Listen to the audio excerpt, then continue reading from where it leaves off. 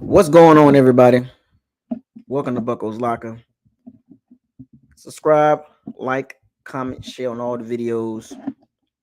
Don't forget to hit the notification bell icon to notify you on all new videos that's posted on this channel. Shouts out to all the Pirates and Sea Bandits. Thank you for joining, coming on in this locker room and having the conversation about the Bucs. Come on in, take a seat, and we're going to have a little conversation. Man, hold up. Man, hold up.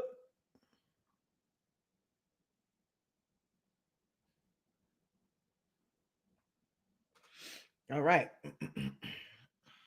Come on in. Let's get this party started at some point, right? I didn't forget that. All right. So what do we got here? Is Coursera.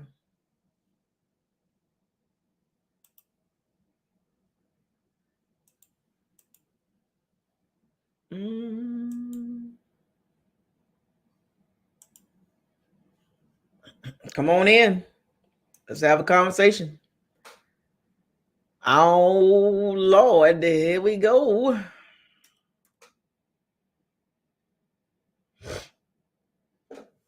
I didn't forget that.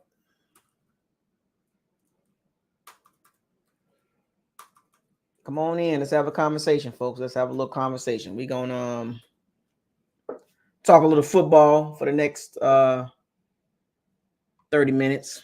You know, I'm gonna get right to it.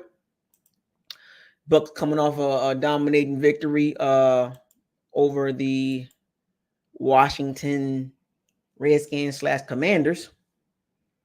37-20.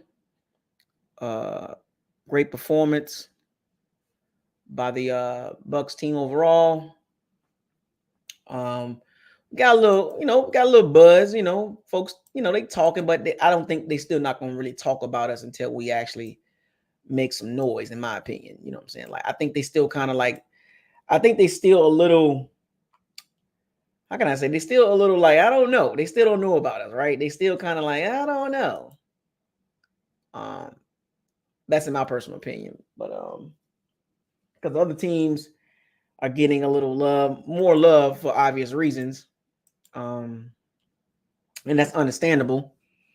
They're not, they looking at our win. They did some power rankings. They had some of the power rankings had the Bucs. Actually, I think all of them did. Except for one. I think one of them had the Bucs at 11, but a couple of them had the Bucs like at 8, 9, something like that. And then I was looking at the rest of the power rankings and stuff like that. This is week 1, so I'm not going to read too much into that.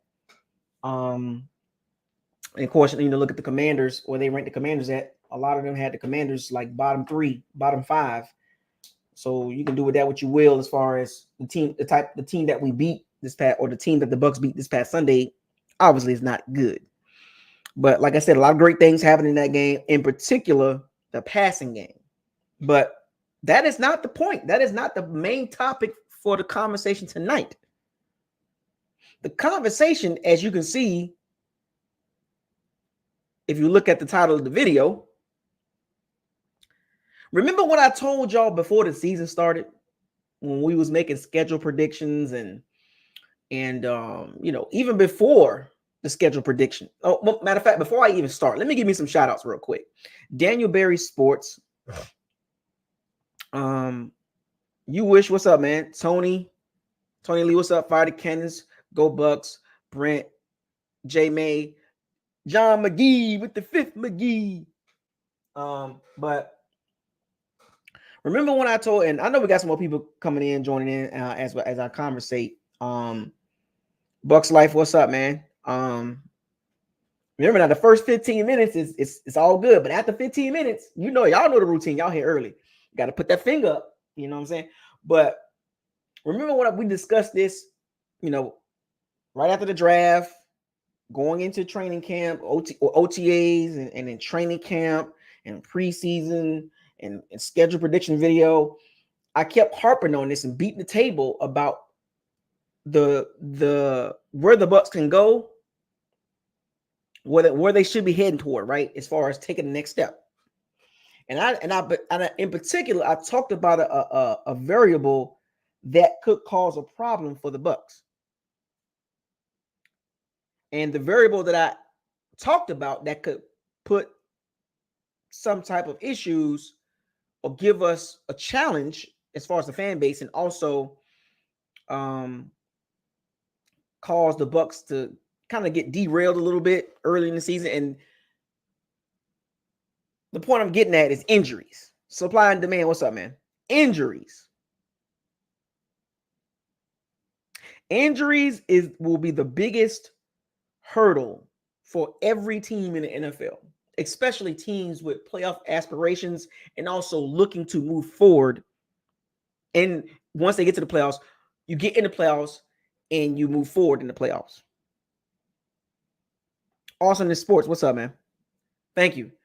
And we've already seen teams get hit with the injury bug. It's not just the Bucs. This goes for everybody.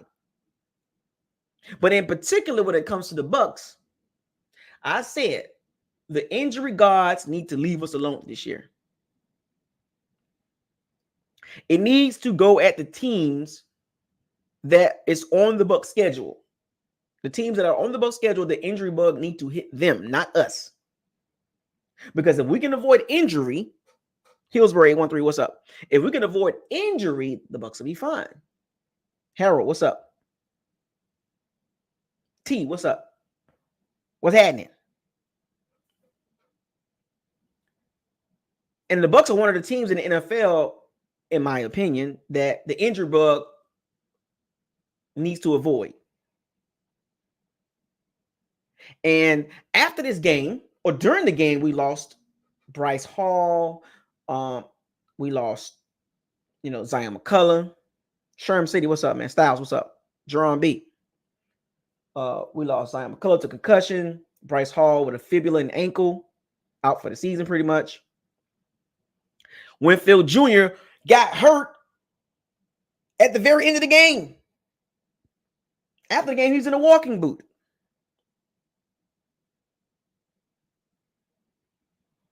Josh Hayes got nicked up. And then before the game, we had no Logan Hall, no Kalaji Clancy. I think Ernest Brown got hurt too. So it's like, dang. And one of the areas I talked about that was a concern for the Bucs that it's affected was the secondary, in particular cornerback. Now, truth be told, in my opinion, I don't think the Bucs cornerback situation is nowhere near the top. Not even close.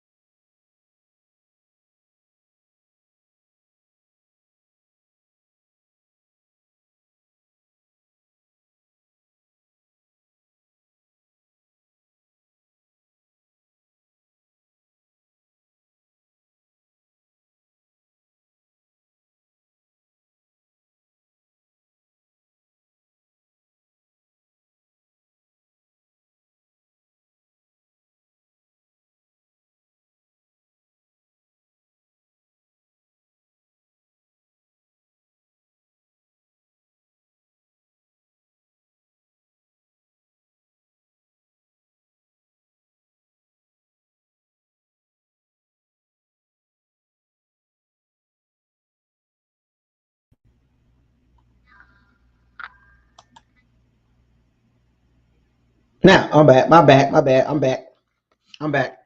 I hit my accidentally hit my mic. But I'm back. But yeah, let's get back to the injuries. Back to the conversation. So there were some injuries on the Bucs, and one of the areas that I did not want to see with the Bucs is injuries. So like I said, we lost the secondary. I already had questions about the secondary as it is. All right, questions about the secondary as it is already. And I'm not a big fan of the cornerback situation. Never was going into the season. I wouldn't even rank our cornerbacks top 20. That's just me. But then you add on injuries. Christian Eisen had to step in and play cornerback. You know, we're gonna have to dig deep. Well, Todd Bowles is gonna have to, and then there's some people talking about signing cornerbacks and stuff like that. But Todd Bowles' defense, but the Bucs did bring up Keenan Isaac from the practice squad, which is a good thing. He had a good preseason, but that's preseason. You know, real live NFL football in regular season, it's a different animal. And this is already coming. It's coming at the worst time because this Sunday we got the Lions, who we already know, even with Winfield Jr., they were moving the ball, running and throwing.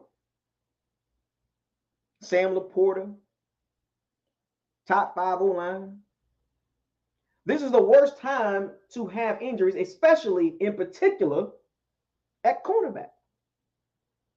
And of course, our all-pro top 2 safety, top 3, top 2, top whatever, Antoine Winfield Jr. What are we going to do about this? What is Todd Bowles going to do? You just can't go sign anybody. People talking about Xavier Howard and Patrick Peterson. Are we going to revisit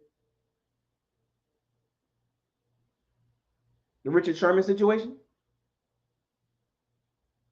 King Cook, what's up, man? We don't want to deal with that, in my personal opinion. Maybe Xavier Howard, but I still don't even trust that. To be honest with you, I don't think neither one of them will come to the Bucs. Even if they had the opportunity to come to the Bucs over here, I don't think they would go. I think they will go to a better situation as far as like if an injury happened to the Lions or the Chiefs, something like that, Ravens, Bills, like they would rather go to the Bucs. The Bucs are not a free agent destination unless we overpay, which means we're stuck with our guys like Keenan Isaac.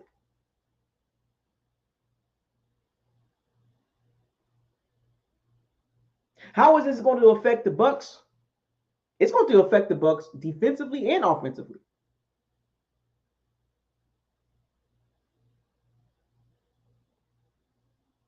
All right.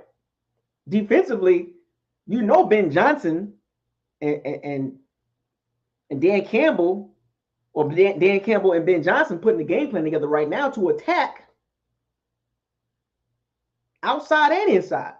So we're going to need Levante David to play the game to play lights out.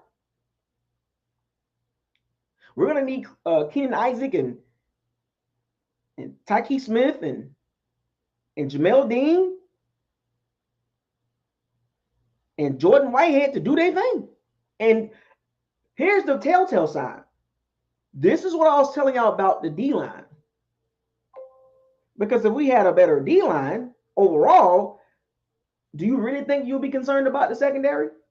If our D-line was like, Cowboys, Ravens, Titans, Texans, 49ers, Jets, the better D-lines, this wouldn't be an issue because our D-line going to make life a lot easier for our secondary. But unfortunately, We don't have that type of D-line. Hey, Rod, what's up? Am I concerned? Yes, I am. For a secondary to look really good, the D-line must hold its own. This is why I always say hashtag, going back to the hashtag, trenches matter.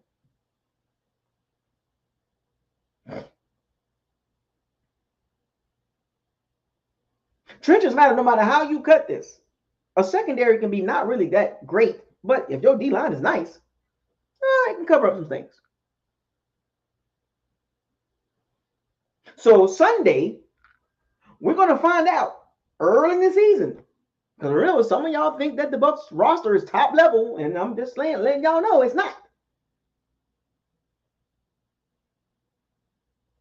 We're top heavy as far as roster, as far as good players, top level players. We got our 2 elite players, or 3. I'm gonna say 3. Winfield, Tristan Wirfs, and Mike Evans. Then we got some solid players, But overall, the roster. I mean, come on, man. Look at the D-line. Look at the D-line. You saw it. You saw it against the Commanders. Mom for Christ, what's up, man? Dada, I hear you, man.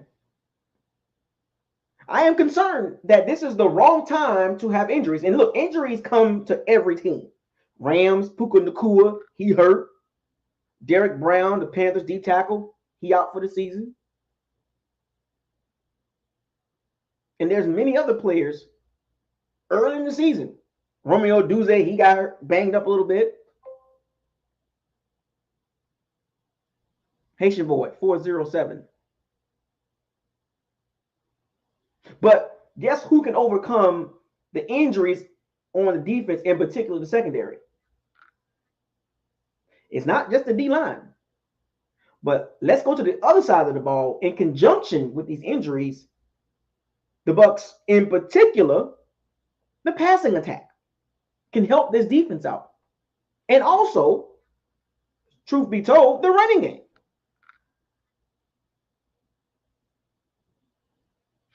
The Bucs in this game, and I'll do a more in-game depth, breakdown. They need to control the ball, help the defense out, because that defense is going to struggle. The Lions offensively against the Bucs defense, it's kind of a bad matchup. There's certain schemes that Todd Bowles you just can't overcome. They just better. They got better players, a better scheme. There's nothing you can do about it. And the Lions are one of the teams offensively that can affect the Bucs defense with no issues. We saw that twice last year. Well, I ain't gonna say no issues, but it's not like super hard. We saw it in the regular season when the Lions beat the Bucs, and then we saw it in the playoffs. They was moving the ball up and down the field, running and catching, throwing the ball. The Lions offensively against the Bucs defense is just not the greatest matchup for our team. This is the opposite. This is the polar opposite of the Commanders.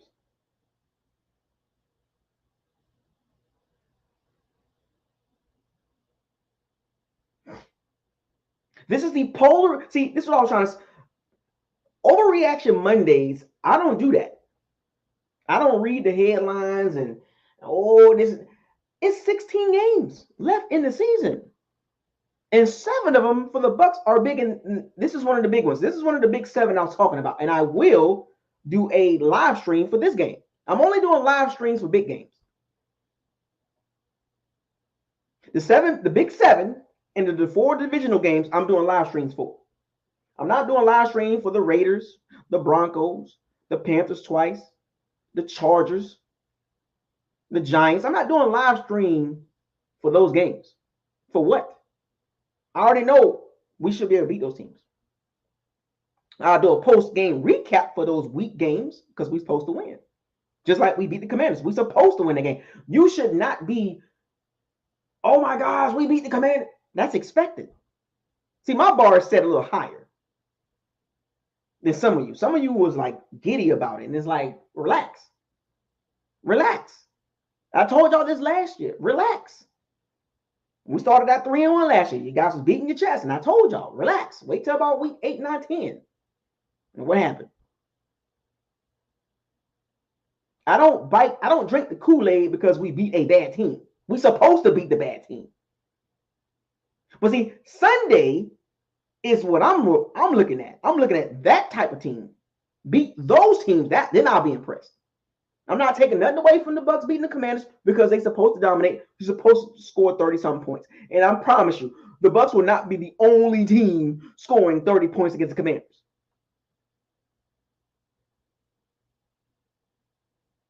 If you don't believe me, just watch. In my Trinidad James voice, don't believe me, just watch. Watch how many teams score 30 or more points on the Commanders. Watch how many teams quarterback have a really good game. Watch how many teams passing attack throw for 280-something yards, 300 yards, 330 yards. Watch. I promise you, the Washington Commanders, Redskins, secondary was last in the NFL last year. They was 32nd in NFL in pass defense last year. And then coming into the season, they were still last to me. And then when I saw Sunday, it's going to be really bad for the Commanders / Redskins secondary all season long. And Dan Quinn, he's going to do what he can. But I promise you, Baker Mayfield will not be the only quarterback throw for 280 yards plus with multiple touchdowns. If you don't believe me, just watch. This is why I was trying to explain to y'all, relax about this win. It's not nothing to be jumping up and down on your couch, or on your bed, or on top of the roof, beating your chest like King Kong. It's the Commanders. They're picking in the top 5 next year draft, along with the Panthers and the Giants. And probably the Raiders. Do not get hyped over those games. Those games are expected. That's supposed to be the dub. And I know any given Sunday. Don't give me the cliche. By the way, any given Sunday you can lose. I know. You don't think I know that? The games that you should be jumping up and down for, if we get the dub, is the Lions type. The games like Sunday. Those are the games you really need to pay attention to. This is the measuring stick early in the season for the Bucs. So having injuries in the secondary against a team like that that's not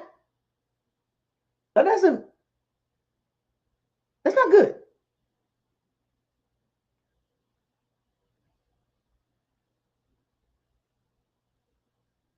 I am concerned for this game. In particular, the secondary. No Antoine Winfield Jr., the commander, the leader of the defense, one of the leaders of the defense, that basically can cover up mistakes and make game-changing plays, taking him out the secondary for a couple weeks, because the injury looks like about 2 or 3 weeks. Maybe 4, I don't know. 2 weeks at a minimum, probably, because I don't think they need him for the Broncos game. So I will rest him for the Broncos game. Give him an extra week because we should be able to beat the Broncos with a rookie quarterback, right? No WTF games, right? And then bring him back for week 4. Big game. Because from week 4 to week 10 is big games. All of them.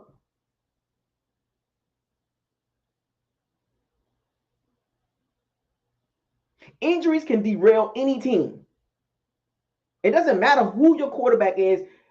It doesn't matter if you got injuries in major positions. It will affect the outcome of the game.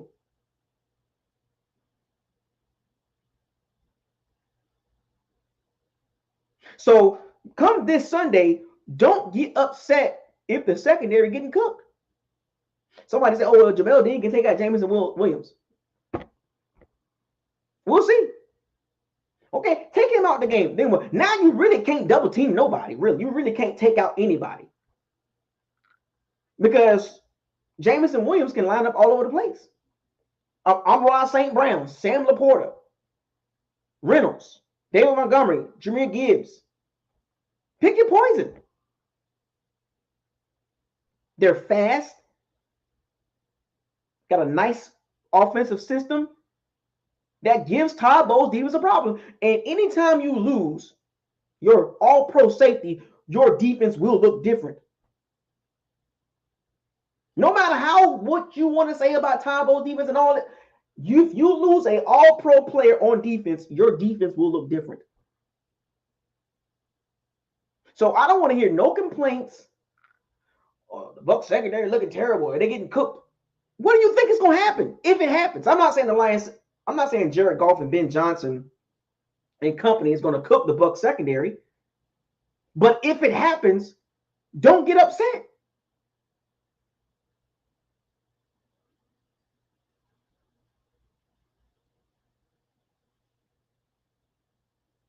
Levon Carson, what's up? Don't get upset if Jared Goff throws for 300 and something yards. We're missing a bunch of guys in the secondary. I'm not, and Zion McCullough could play. He could. But concussion protocol, you know how this works. And if he does play, is he gonna be all there?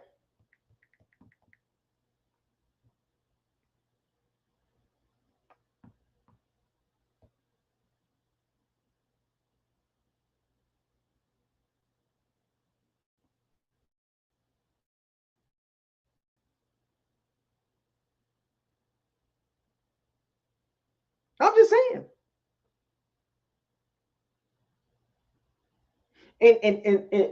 And I gotta say this now because of the injuries, it changes the outcome of the game.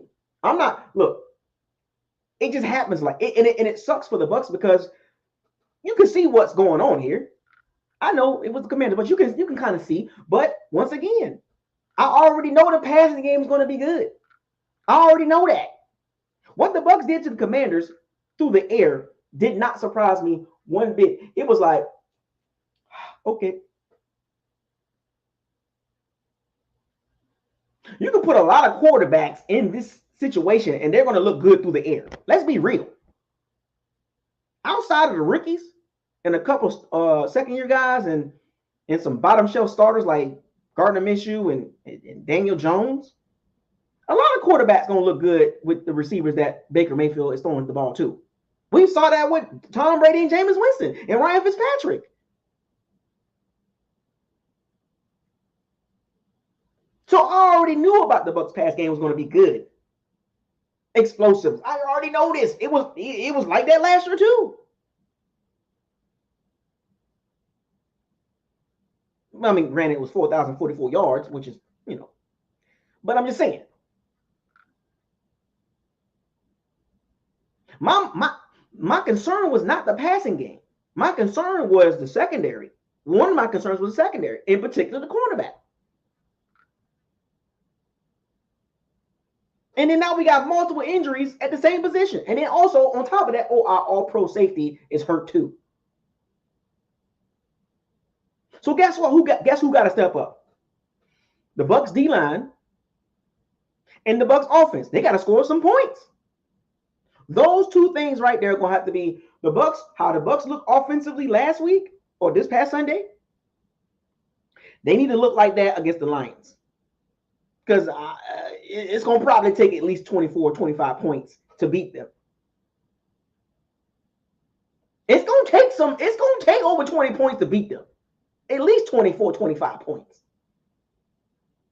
You can take the over, you can take the under. I'm going to take the over. To beat the Lions, you're going to have to score 25 points. So that same energy that the Bucs offense passing game had against the Commanders, the lowly, poor Commanders, I need you to do that against the Lions. The same energy, the play calling, the crispiness, the cleanliness of the play calling needs to be on point. Not a lot of 3 and outs.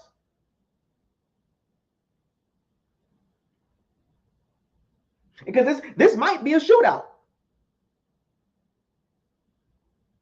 And it's like it might come down to whoever has the ball last wins.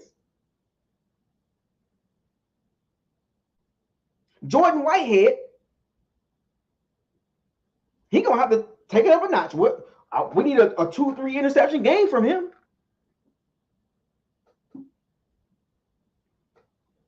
Remember the one game he had last year with the Jets, and he had like 2 or 3 interceptions against Josh Allen. Well, we need him to do that against Jared Goff. But see, here's the thing about Jared Goff. Jared Goff don't turn the ball over like that. He's really good with ball security. He's not a hyper-aggressive quarterback. And the offensive system is not Eric Coryell or Bruce Arians or Dort Cutter. Yeah, Dort Cutter. It's not that type of offense. It's the play action, throw to a spot, don't make no tight window throws, on schedule, on time.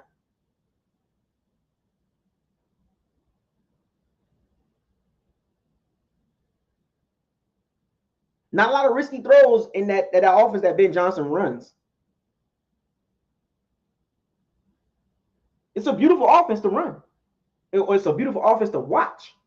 Because they can beat you. They can line up in a formation. They can line up in 12. They can line up in 21. They can line up in 13. They can line up in 31. They can line up in 11 personnel. They can go 5 wide. They can go 12. They can line up in multiple formations, and you don't know if they're going to run a pass.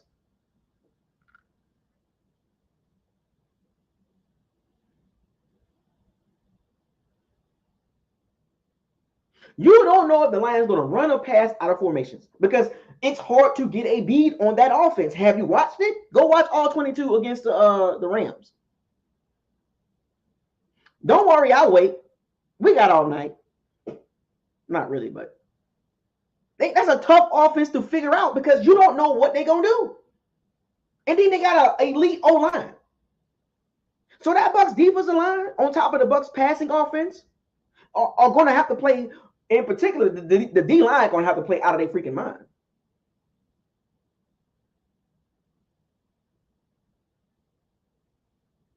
You can watch the Lions offense right now, and you can't even call what they're going to do. That's how hard that offense is to stop. That offense is hard to stop. No matter how you push a narrative and oh, that's not true, Buckle. Oh, okay.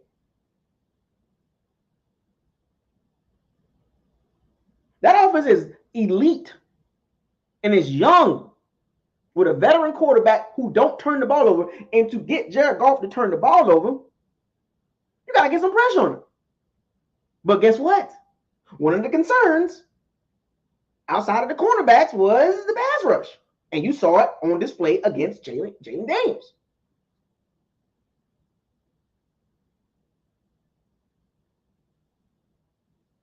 Look, Jared Goff is the polar opposite of Jayden Daniels. He's not going to be running around on third down and scrambling around and William Golson and Yaya Diaby and Vita having a hard time keeping up with him. This is Jared Goff. He's going to beat you from the pocket. If he gives you anything out of a scramble, it's going to be because, he's got an open lane to run, but that's not his thing. Now, we just watched the Bucs against a dynamic quarterback running around, and the Bucs pass rush still was not good. But see, nobody really going to talk about that because the talk of the town is the offensive display that they had, in particular, through the air. See, what nobody's talking about beyond what Baker Mayfield and Mike Evans and Chris Godwin and Jalen McMillan and all that, nobody's talking about the defense, in particular the pass rush, and KJ Britt was like, So everybody's skipping over that because you caught up with the glitz and glamour and the narratives by some of these channels. But see, over here in BucosLocker, I know what the Bucs did offensively. We all saw it through the air. It was tremendous. It was great. But guess what? There's another side of the defense too. There's another side of the football team that these these big channels, these mid-level channels, when the Bucs conversation come up after Sunday, it was Baker Mayfield and the passing game. This is what I was trying to tell y'all about the narratives.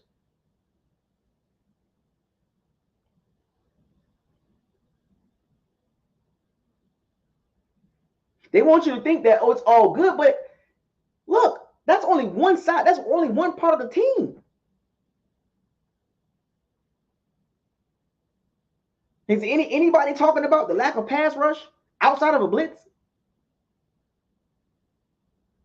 Is it? I mean, are they going to talk about the Bucs' injuries in the secondary going against the Lions? Are they going to talk about that, or are they going to keep talking about the passing attack? Are they going to talk about what Todd Bowles can do to make the adjustments on defense, in particular the secondary? Are they going to talk about that? Because guess what? We can score points, but guess what? The Bucs defense got to make some stops. Or it's going to be Baker Mayfield, here's the ball, Mike Evans, Chris Godwin, Jalen McMillan, Trey Palmer, Bucky, Rachaad White. I need 40. I need 40 out of you. Remember that game against the Rams when Winston and Jared Goff went at it? It was like 55-45. I would not be surprised it'd be that type of game. Baker going to probably have to throw for damn near 400 yards and 4 more touchdowns. Or 5, you know what I'm saying? I wouldn't be surprised if he won them 52-48 games.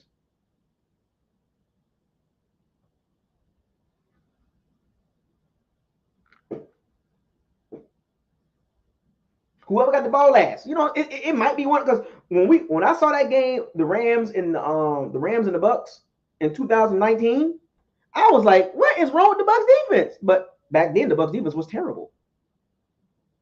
Had to put up 55 points to win the game. And guess who was the quarterback? Jared Goff. He's familiar with Todd Bowles' defense, folks. And then he played us last year twice. So no matter what Todd Bowles do, it ain't gonna be nothing brand new. There's nothing new under the sun playing Jared Goff in Todd Bowles' defense.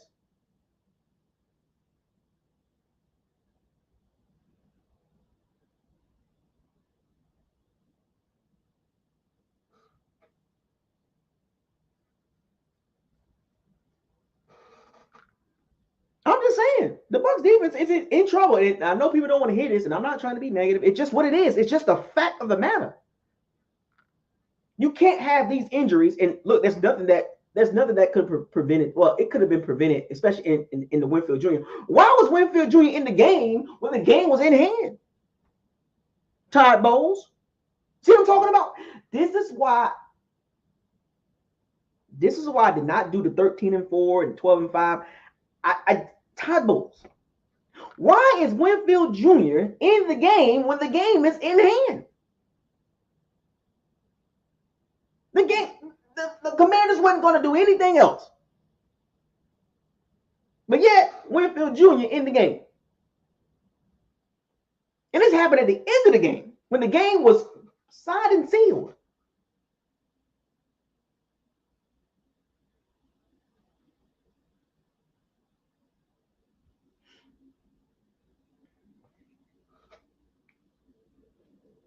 Because Winfield Jr. can negate some of these things. Like I said, Levante David going to have to play a really good game.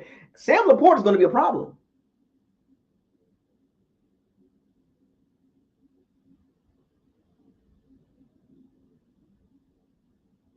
JR Dot, what's up, man?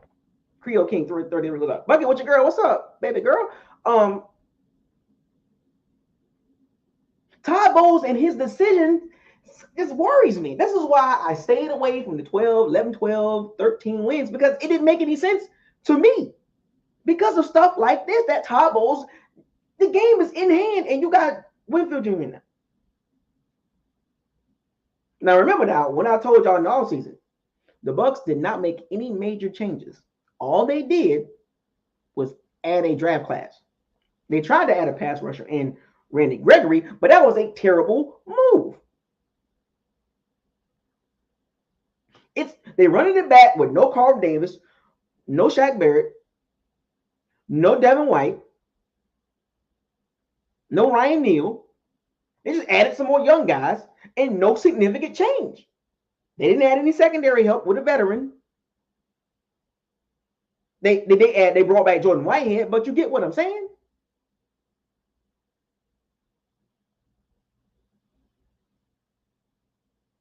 Well, I warned y'all about this. We needed to upgrade the secondary. We needed to upgrade the cornerback situation. Look, Seatbelt Davis is over there. You don't think he knows the Todd Bowles defense? You don't think he gonna be like, Ben, you know, they like to do this on this back.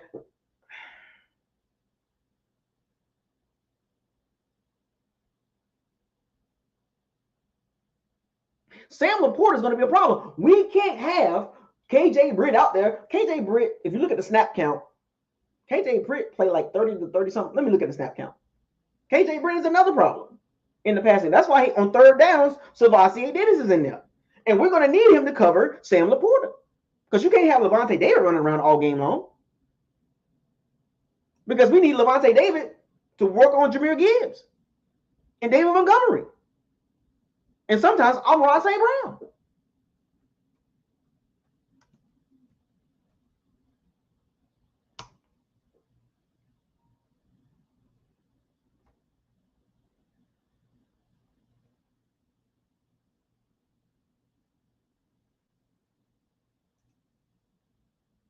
I'm just saying, folks. This is, and it came at the wrong time because I wanted to see the Bucs full strength, or pretty much 99% at strength, playing against the Lions.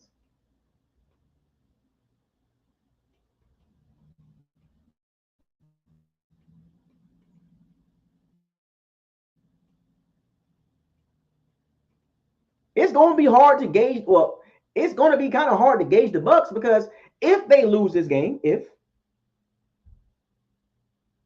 I'm not saying they're going to lose, I'm not saying they're going to win right now, but if they lose this game, you got to understand why. Robert Jr., 2005, you late, sir. And J.R. Dot, you late too.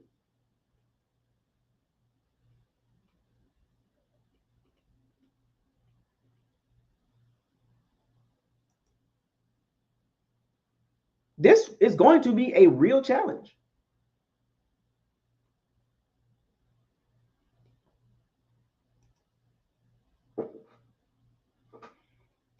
And as a fan, you should be worried, because if you're not worried about the Bucs playing the Lions, then I'm gonna need you to come sit next to me and let's watch some football. Oh, the Bucs gonna be fine. What? In what world are you living in? What multiverse or universe you living in? The Bucs, that's not the. As a fan, you gotta understand, especially if your expectations is high. When it comes to games like this, you really need to understand. You got to look at the opponent that they're playing. You got to look at their roster. You got to look at the coach. You got to look at the injuries. And then you got to look at the Bucs. You got to look at the Bucs. Okay, they got any injuries? Got anything on? Whatever. You can't be that naive and look at this game and be like, oh, the Bucs will be fine. Baker's going to chuck the ball around for 500 yards and 5 touchdowns. Like the Lions is not going to do anything. We're just gonna run through the Lions. Possibility of a probability. Is that your mindset? Are you thinking about possibility? Is it a possibility that Baker throws for 500 yards? Yes. 4 or 5 touchdowns? Of course. 400 something? Yeah, of course. 450, you know. But the probability is not high. It's the point I'm making. See, I look at the probability of things, not the possibility, because anything's possible. Anything's possible. But the probability is extremely low.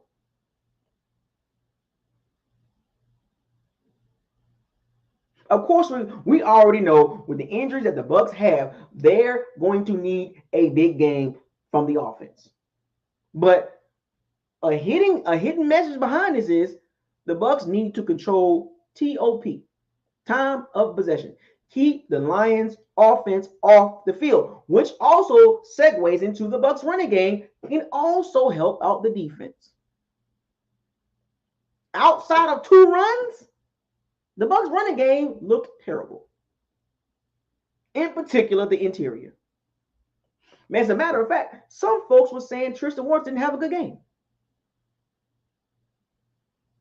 because he was getting, bullied a little bit in the run game. Bucky Irvin, the biggest run of the day, came from the right side. They called a run blitz from the Commanders. But anytime when it was time to just line up and run the ball, the Bucs struggled again. So, should the Bucs play ball control offense to keep the defense off the field? To keep their defense off the field to help them out?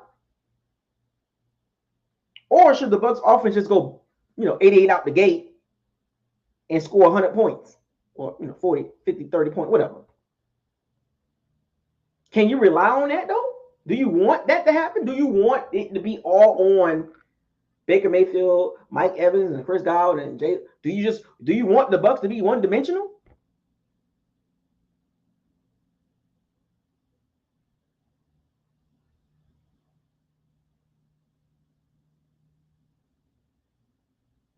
Because if you're one-dimensional, it's going to be easy to defend you.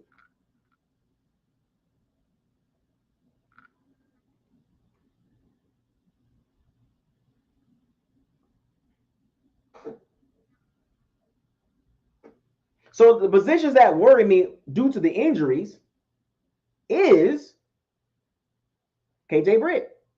Will Ben Johnson expose him even more that he can't run? Will Savassie Dennis played 21 snaps. Do not be surprised he plays more in this game because of KJ Britt's lack of athleticism and speed. KJ Britt is a thumper in the run game. And we're going to need him. Did you not see David Montgomery? Did you not see Jahmyr Gibbs?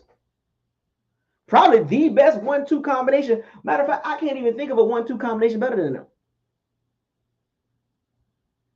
Who got the best 1-2 punch in the NFL at running back? Outside of Detroit. Who can compete with that backfield? So we're going to need KJ Britt for that. But guess what? The Lions are so good offensively, they can catch KJ Britt on the field and run a little hurry up and expose it with Sam Laporta. Winfield Jr. covers up a lot of stuff. His instincts is crazy. Crazy good. Jordan Whitehead is not a cover safety. Tyke Smith, we're going to need you to step up against Sam Laporta. And Sam Laporta is really him. 100 times better than Cade Otton.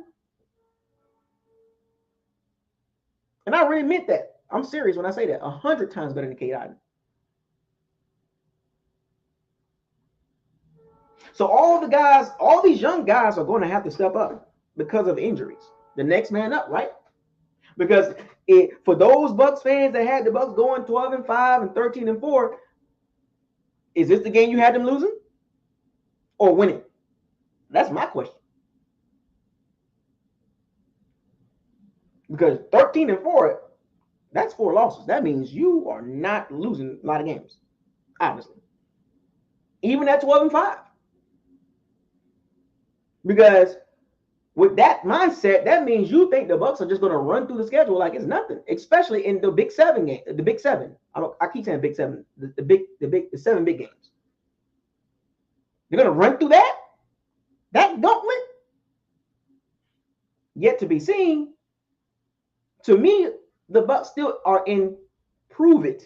And what I mean by prove it, not against the bad teams. You got to prove it against the Lions. Somehow, some way, overcome these injuries. Then you're going to see me all on social media.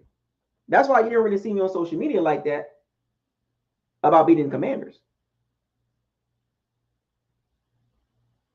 You beat the Lions, you're not going to last with me for a whole week. Damn near.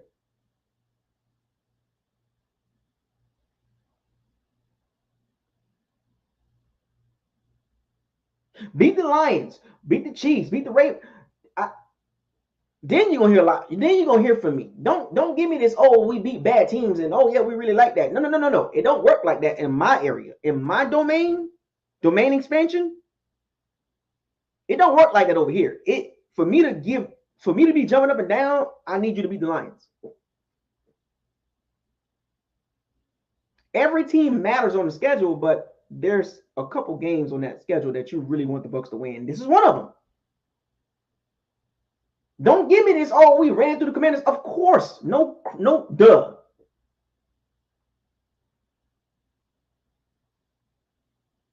If you want the media to respect the Bucs and understand what the Bucs doing and get more coverage and have them coming down and beat the Lions.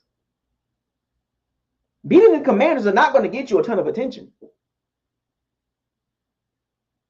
And it's on the road.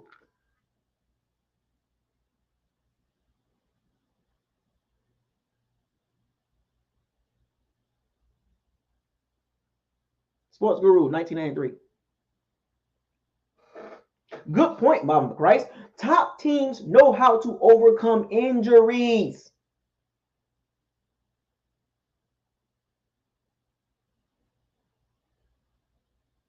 If the Bucs want to be taken serious, if they want to go to the tier 2, because right now I got the Bucs at tier 3. Look, they beat the Commanders. Now they're not a tier 3 team. Miss me with that. Until they prove it, they are a tier 3 team, which means right in the middle, 15, 16, 17, right up in there.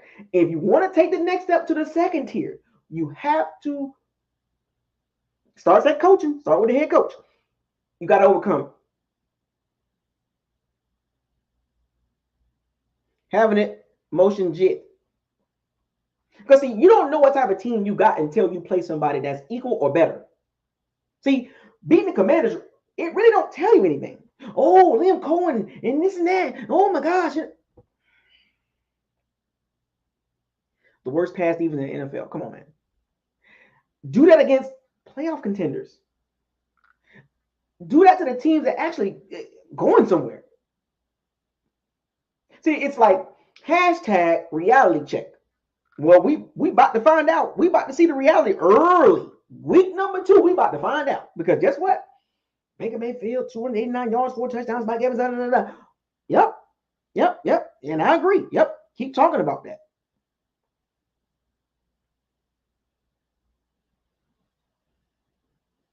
But guess what? You really want to get to tier 2? Beat the Lions with the injuries.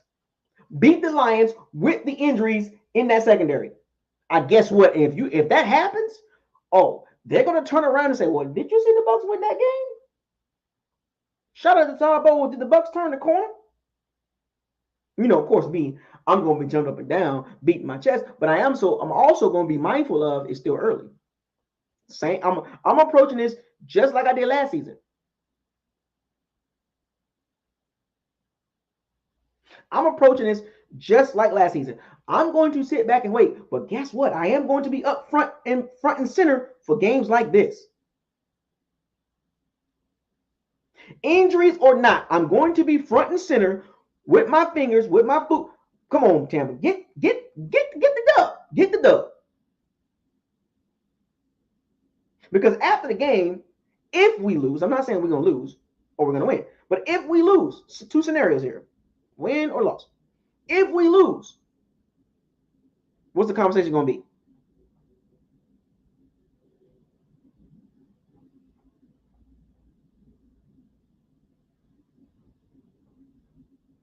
If the Bucs lose, what is the conversation on Monday?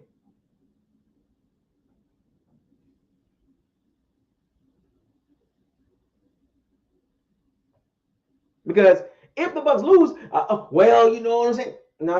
We're not going to do that. Because guess what? Some of you had the Bucs 12-5, 13. So we can't renege and can't step back, stay in front. Well, the Bucs lost by 3 points. I don't care. Lose by 10, lose by 20, lose by 3, lose by 1. It's a loss. Well, we always beat the Lions last year. I don't care. We didn't. The record books facts over feelings.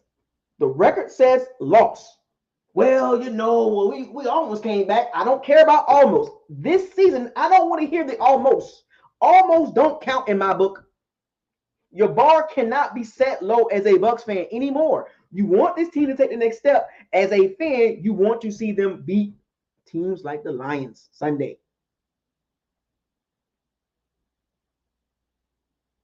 Even if we lose to the Lions, if the Bucs lose to the Lions, it's still early in the season.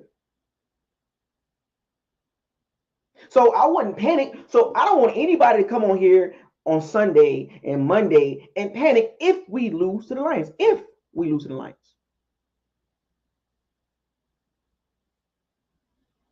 Not saying we're going to lose, but if we lose to the Lions, don't hit the panic button.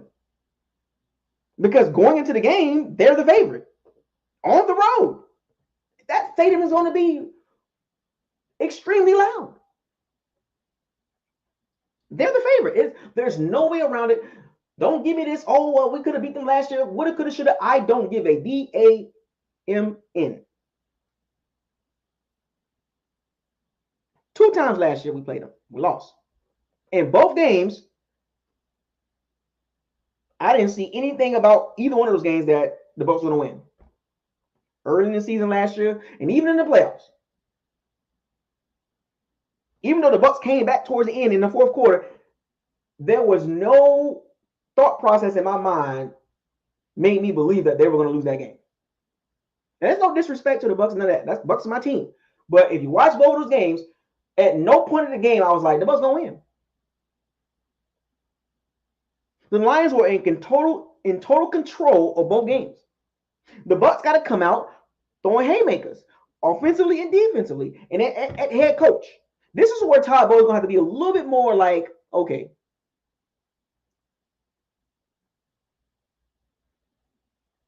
enough of the conservative mindset.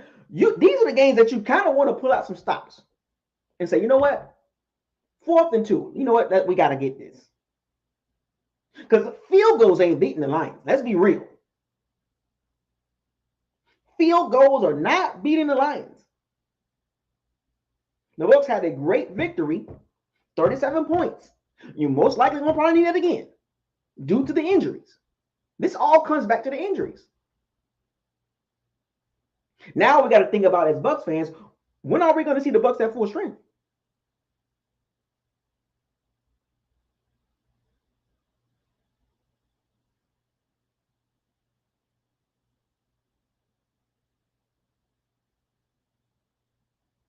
I want to see the Bucs at full strength. Now, it's early in the season, so guess what? If the Bucs lose, hey, we have some injuries.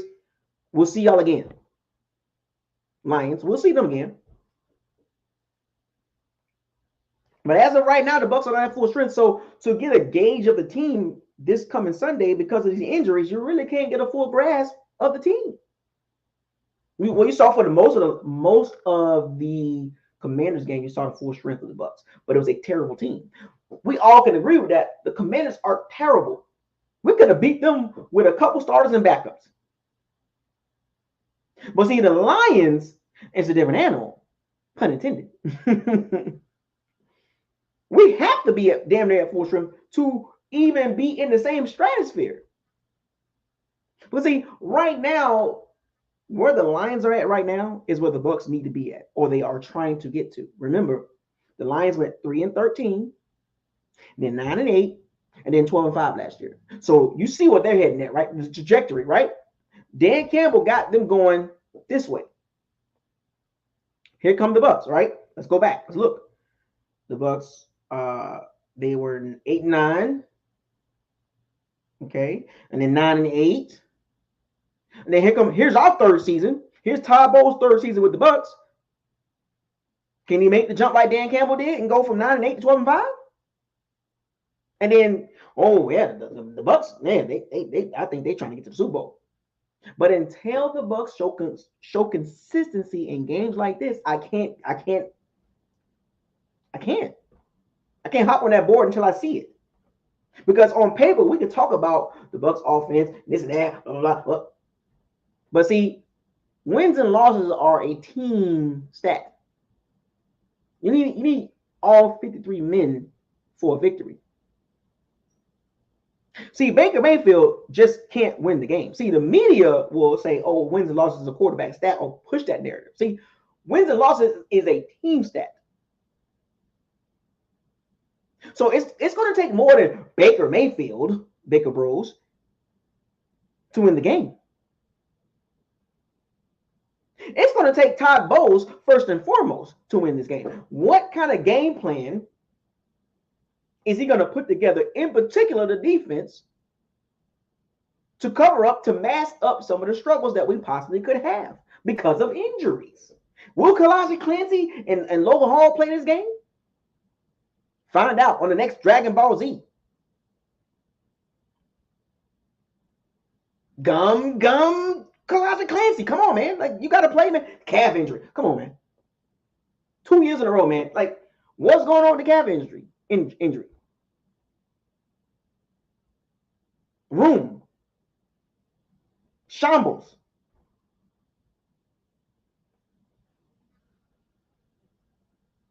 I mean, do we need to give Kalasi Clancy a sensu bean to get his calf right or something?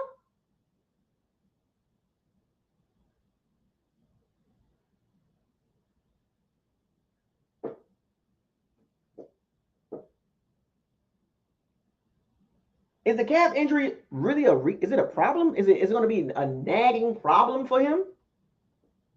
Did it really heal? Did he aggravate something there? And then Logan Hall being hurt. I mean, who really cares, man? Like, seriously. Can Joe Tryon get a sack against Penei Sewell and Taylor Decker? Because getting a sack against a bottom shelf left tackle ain't impressive to me. It's not impressive. And look, it's not. Look, any sack with Joe Tryon is confidence for me. But see, guess what? Do it against top level tackles, not against bottom shelf tackles, Joe Tryon. Give me a sack against Penei Sewell. Good luck. You're going to need it, Smash Brothers, Smash TV.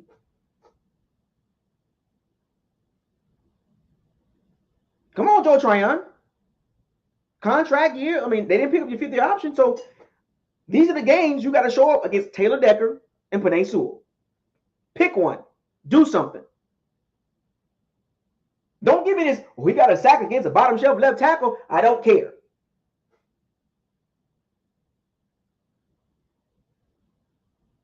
Overcome these injuries. If you want to be taken serious, Bucs, overcome the injuries. Other guys got to take it the next step up. Yaya Diaby had a kind of a quiet game this past Sunday. Well, Yaya Diaby, you pretty much rushed from the left side.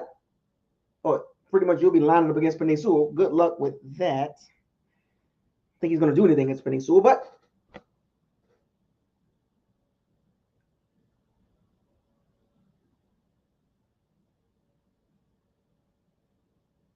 Aqua Megalodon, you late. Come on, Yaya Diaby. It's going to be a tough assignment to get around Penei Sewell because Penei Sewell is in the same category with Tristan Wirfs. Good luck with that. That dude do not allow any sacks or any pressures, really. He's really like that. And Taylor Decker is pretty good, too. And they got a nice center. Decent guard. Like, come on, Bucs D-line. I don't want to hear this, man.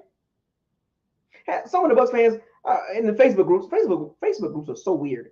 The Bucs pass rush should be fine. What? Says who? Against that O-line? With those tackles? Come on, man. Be for real. Joe Tryon and Yaya Diaby, Marquise Watts, Jose Ramirez, Super Saiyan level 3. You got to go up. You got to take it up a notch. You got to protect that secondary. They got to turn up and get after the quarterback like they have not done before. Like this particular game, the Bucs pass rush, due to the injuries, needs to be an outlier as far as how the Bucs rush the passer. Because if you blitz Ben Johnson, It's on you, Todd Bowles. It ain't going to end well. You can't blitz all game long. You can't do that. We can't do that. It won't work all game. Oh, we're going to blitz 60% of the time Sunday. Okay, with injuries, you can't blitz with injuries.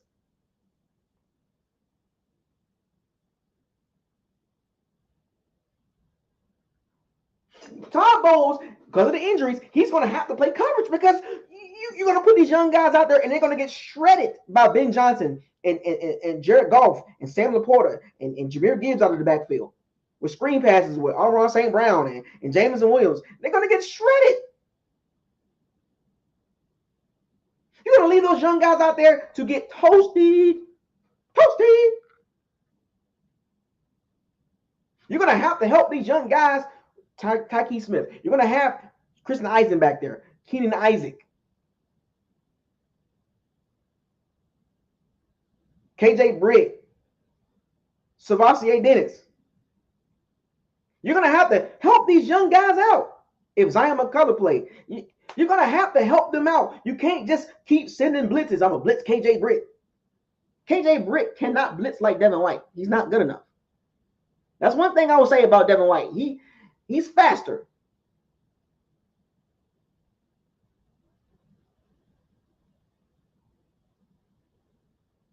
I'm just saying. It's gonna be a tough challenge, folks. And I think a lot of y'all understand this. It's gonna be tough. In particular, the pass rusher, because to protect the secondary, there's gonna be downs that the Bucs just gonna have to rush for and play coverage. And the scary part about this, folks, a lot of zone. Cody Russell, you're late.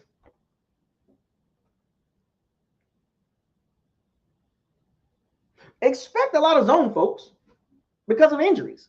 You can't have those guys out there playing man-to-man against the Lions the whole game. Oh no. Not having Antoine Winfield Jr. changes the whole complexion of the secondary.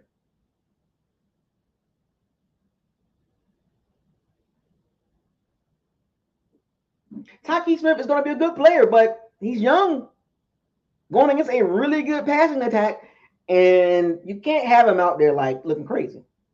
I don't want to see them young guys lose confidence like that. So don't get mad. I'm going to say this again, folks. Do not get mad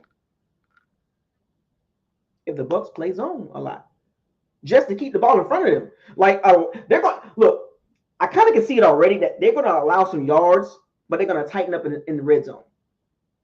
I can see it. I can kind of see it playing out. I'm gonna watch some tape. I'm gonna watch the all 22 Lions and Rams. Now, the Lions had a tough game against the Rams. The Rams are a tough team. People, well, you know, the Rams are a playoff team. We played the Commanders. Who got the better win? See, you can't downgrade the Lions' win. You can't do that as well. The Lions, they was losing against the Rams. Yeah, they beat them. See, you can't downplay the winner to make your narrative sound good. Like, well, the Lions are not that good because they barely beat the Rams. Well, the Rams are a playoff team with a top level coach and a pretty sneaky good defense and a banging offense if healthy. And they were missing 2 tackles. So don't act like the Rams are terrible. They're way better than the Commanders. Leaps and bounds. Not even close. So don't downplay the Rams or the Lions' victory of the Rams like it was not all that. Yes, it was. It was a lot better than what the Bucs did. Granted, the Bucs, 37 points. I'm not taking nothing away from the Bucs. I'm just saying the better win and the harder game the Lions had. And they came out pretty healthy.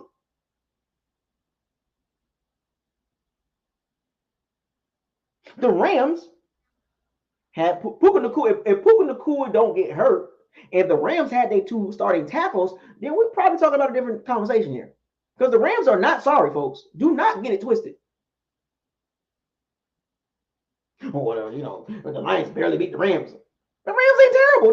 The Rams are way better than the Commanders.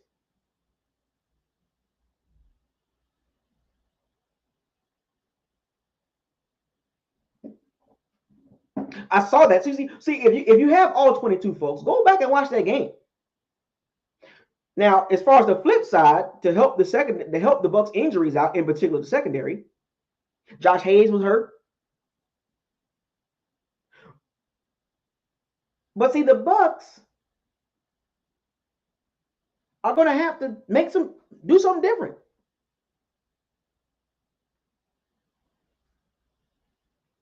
The Lions defensively, they always had they got a good front seven. Alex Anzalone, McNeil, DJ Reader, Aiden Hutchinson, the other guy on the other side rushing the pass, I think Houston, I believe. They get after it, folks. Aiden Hutchinson, for whatever reason, he's wiry as hell. Is it me or Aiden Hutchinson is wiry and loose and just hard to block? Motor just always going. Kind of he reminds me of a TJ Watt, but bigger and more, how can I say it, but just extra. Look like he done made the jump. And then Reader and McNeil, they got some nice defensive tackles. Once again, the interior O-line is going to have their hands full with the D tackles. Tristan Wirfs and Luke Gedeke, they're going to do their thing. They're going to hold up for the most part because the Bucs are pretty decent at pass blocking, right? But my concern is the interior. It's always going to be the interior. Outside of 2 runs, the Bucs running game was terrible. But we can't bring that up because, we're not supposed to talk about that. Look, when I make my next video breaking down this game after I watch all 22, because I'm going to go back and watch all 22 Lions and Rams. And then I'm going to watch all 22 Lions Bucs last year in the playoffs and then Lions Bucs in the regular season because the Lions basically brought back the same team.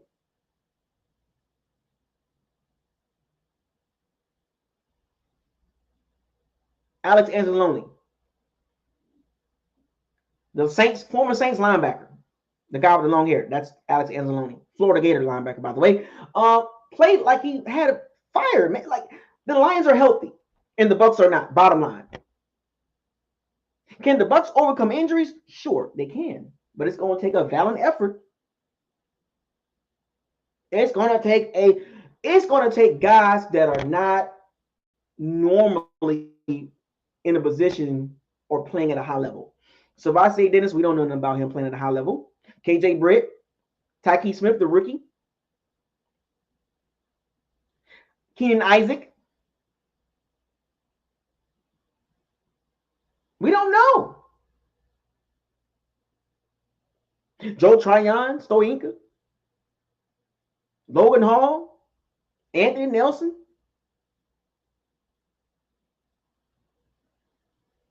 Greg Gaines, Kalijah Clancy, Yaya Diaby. What are we doing here? And the Lions can run the ball too. So it's like, oh my gosh, like what do we look? I'm gonna end this video with this. At the end of the day, it's 16 games left. After Sunday will be 15 games. The Bucs got plenty of time to get it together. So I'm not putting my eggs all in one basket, but I definitely want to see the Bucs play very well against a team that has Super Bowl aspirations. This is an early measuring stick, not just for the offense, but in particular the defense. Pass rush, cornerbacks. Jamel Dean gonna try to do his thing. You know, he got burnt by Scary Terry, and that would have been. Jamel Dean had a pretty decent game Sunday, but Scary. And I also think that when I go watch all 22, if I'm not mistaken, I think Todd Bowles was rolling. I think Todd Bowles mentioned this.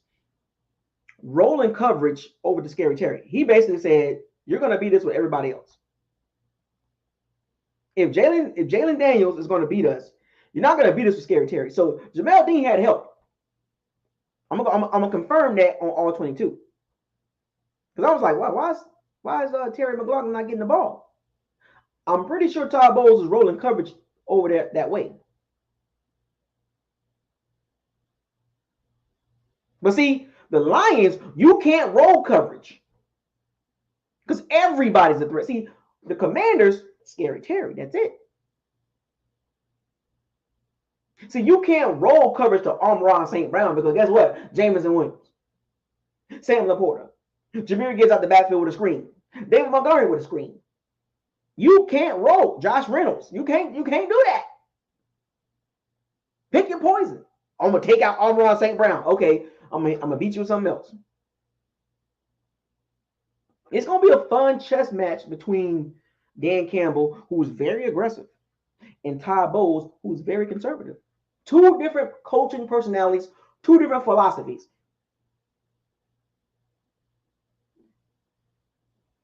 If I'm gonna talk about that in the breakdown. Yeah, I saw. I'm gonna confirm that, my Christ, because Scary Terry's behind him. Easy, and it was like a 8-10 yard cushion, and still got burnt, and the ball was barely overthrown. And Todd Bowles was rolling coverage over there.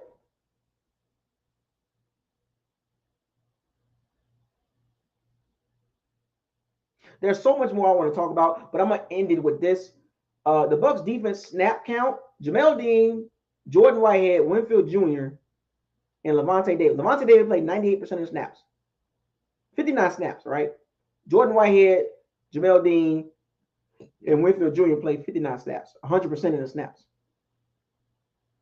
Tyke Smith played 68%, 40 snaps. KJ Britt played 39, 66%. Greg Gaines played 36 snaps, 61%, which is quite high for him. But when Logan Hall and Khalid Clancy get back, that'll drop. Vita played 35 snaps. The Commanders ran 59 plays. Vita played 35 snaps, 59%. I need more from him. I gotta be real. I need more from Vita. Like, can you get that up to like 70% of the snaps, man? Like, I don't get that. Yaya Diaby played 32 snaps, 54%. I think they were trying to protect that ankle. I don't think that ankle's 100%. Christian Eisen played 31 snaps. Anthony Nelson played 28. Braswell played 25. 25 snaps. Did anybody see anything he did good? I'm gonna watch all 22, but I didn't see Braswell really. Now this was the Washington O-line. They're not good. And Braswell, he's a rookie, but remember he's a second round pick, so I need more. Second round picks, damn near starters, pretty much are starters. But that was my concern about Braswell going against starters. And you went against a bottom shelf O-line. Did anything flash? I got to go back and watch all 22. But I didn't see anything from Braswell during the live game that flashed against a bad O-line. Now you're going against a top-level O-line. And I don't know how many snaps he's going to play against a top-level O-line, but I don't think he's going to do much. But he's a project. He's a second-round project as a pass rusher. But meanwhile, and my rookie tracker here. Meanwhile, Marshawn Nealon. Remember that guy I was telling y'all about from Texas A&M, Marshawn Nealon? Remember him? Cowboys got him. He flashed a few times. I'm like, when I was watching Marshawn Nealon, I was like, well, the Bucs could have got him. Or maybe, I don't know. I do this every year. I've been doing it for the last couple of seasons. I'm always watching guys that the Bucs maybe could have drafted, but they drafted this guy, which is okay. Marshawn Nealon ain't gonna be something. We gotta know what Travis Jones flashed. But I'm always, Bucs pass rush. I'm always paying attention. I'm like, Marshawn Nealon. Yeah, that's another one there. I did mention for the Bucs that probably should maybe get. But anyway, but we got Braswell, so we got to hopefully Braswell work out. Mike Green, 23 snaps. Savasi Dennis, 21 snaps. William Ghost, CJ Brewer, 19 snaps. William Golson, 18. He's in for run stopping purpose. He's going to play a lot this game because the Lions going to run the ball really good. We need William Golson, big body. Bryce Hall got hurt, 17 snaps. Zion McCullough, 11 snaps, concussion. Marquise Watts played 5 snaps. Man, we're gonna need these guys. Like Vita need to. I mean, all the talk, him getting smaller and quicker, and I'm just saying. Come on, Vita, man. You're a really good run stuffer, man, but come on, man. I need you at 70% of the snaps, man, not 59. Joe Tryon played 28 snaps. The Commanders ran 59 plays. Joe Tryon played 28 snaps. 47%. Let that sink in, folks.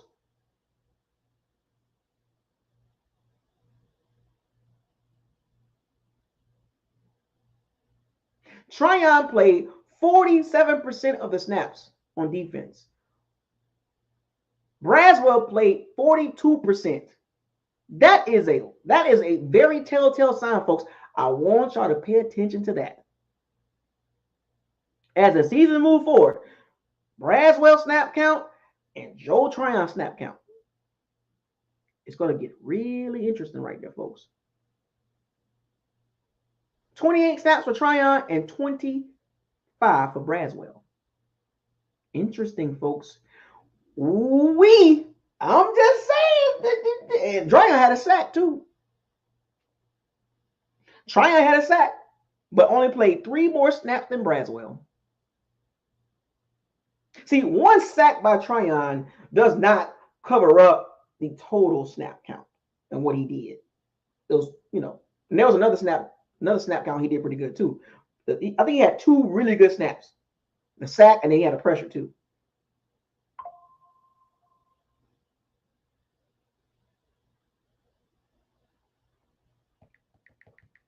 That's a telltale sign, folks. Braswell had 25 snaps, and Tryon had 28. Anthony Nelson had 28.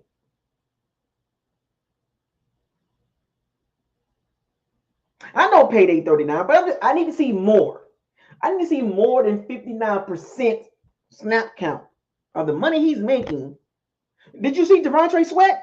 Devontae Sweat from the Tennessee Titans defensive tackle from Texas, the rookie defensive tackle? Did you actually take a look at him? He's bigger than Vita Vea. And he was getting back there quite a bit. Of course, he got Jeffrey Simmons next to him, but you get what I'm saying. Devontae Sweat, 360 freaking pounds, had pass rush moves, and I'm watching all the games, folks. Devontae Sweat, I was like, holy crap.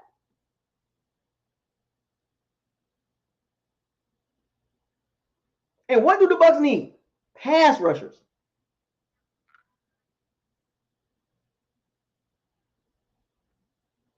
Jared Verse, sack. Like, damn, he's a rookie. What? My point is, we're going to need a pass rush, folks, for this game, whether you like it or not. Vita, I need you to do more, man.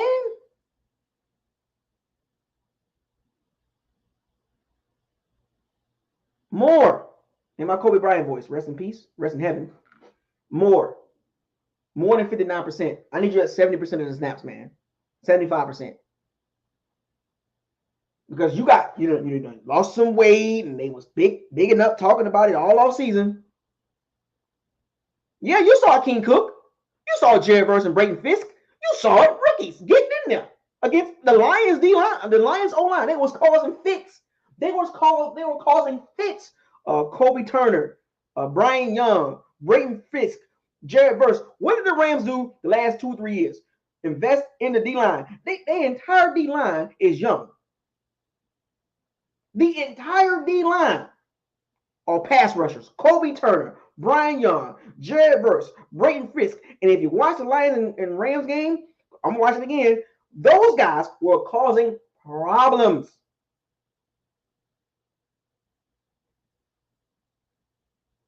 Brian Young and Kobe Turner are second-year players. Braden Frisk and Jared Verse are rookies, and they were giving the Lions O-line fits. Go watch the game.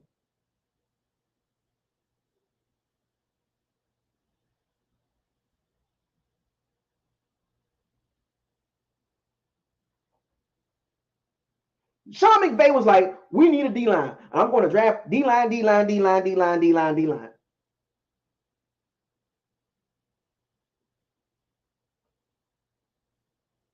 Jared Verse is going to be a problem.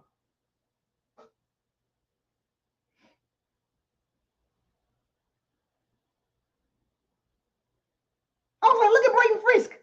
Look at Jared Verse. I'm like, good God. I'm looking at Joe Tryon like, man. I'm looking at Logan Hall like, damn. How do we keep missing? And then we go against teams like the Lions, and you be like, where's the pass rush? We got Jags.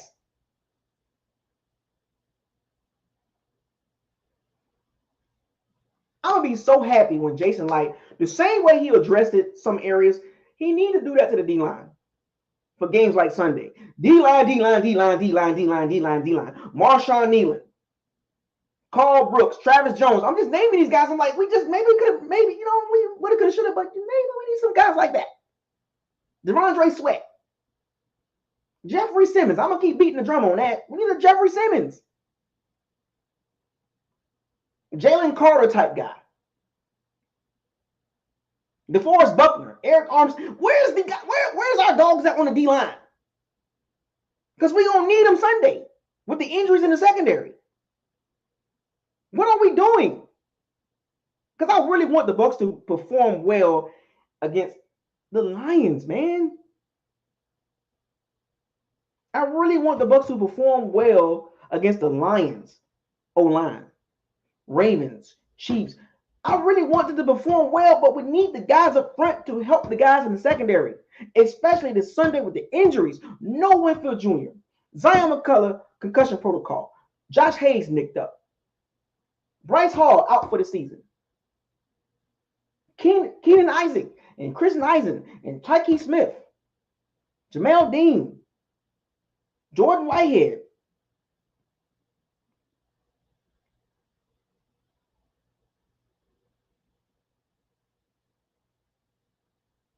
And I wish we had a top level pass rush because we got a top level passing game. We damn sure ain't got a top level passing attack. I mean, we got a top level passing attack, but we damn sure ain't got a top level pass rush. Jesus Christ, it's like the polar opposites. Bucs passing attack, top 10. Bucs pass rush, bottom 5. Pass rush win rate, bottom 5. Got a blitz to get a sack. What the hell, man?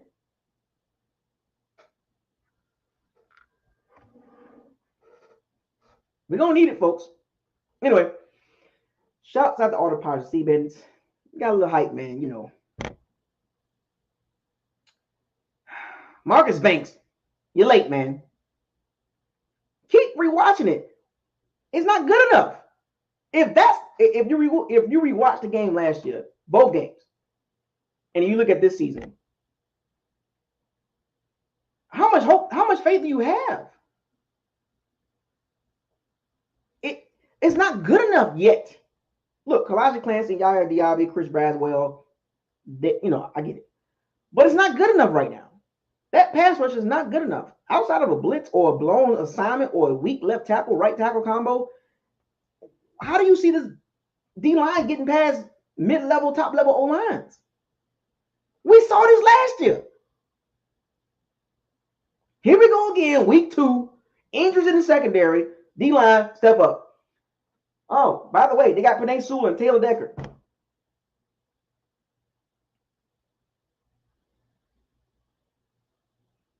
I want the Bucs to do good so bad. I really do, man. I don't want to hear the Lions. I don't want to hear them, man. I want the Bucs, in particular, the D-line, to just take over the game. Just cause problems the entire game. The Bucs stopping the run. Get sacks, man. Get major pressure, man.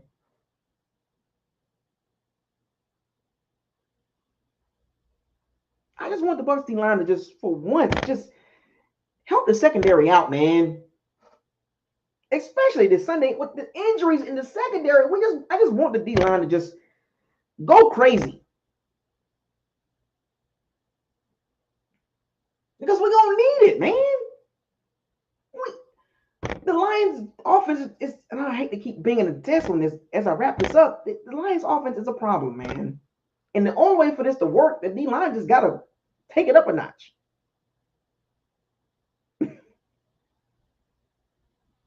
And I'll get more in details about it in my breakdown video and matchups and stuff like that. But injuries, man. Can the Bucs overcome injuries? Early in the season. And we about to go right into the gauntlet for the next several weeks. Ravens, Chiefs, 49ers, Falcons twice. I think the Saints one time, I think we played the Saints one time. No, we don't. I think we maybe, I don't know. I'm just saying. I think we play the Eagles, the Texans. Like, we're going to go right into the gauntlet. And we got injuries.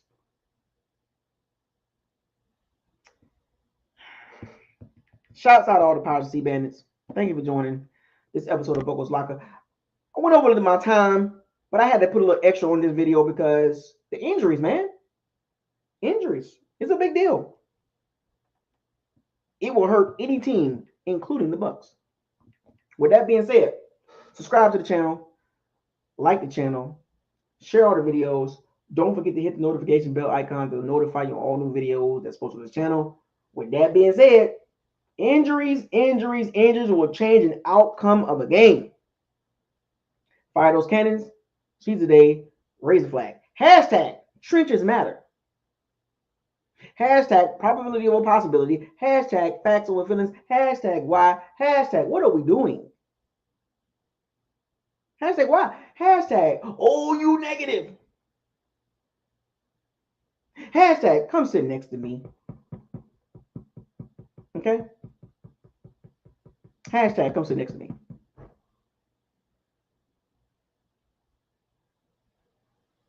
BucosLocker signing out. I'll see y'all later on this week. I got to deal with this tropical storm / hurricane category 1 possibly tomorrow in New Orleans, by the way. Peace.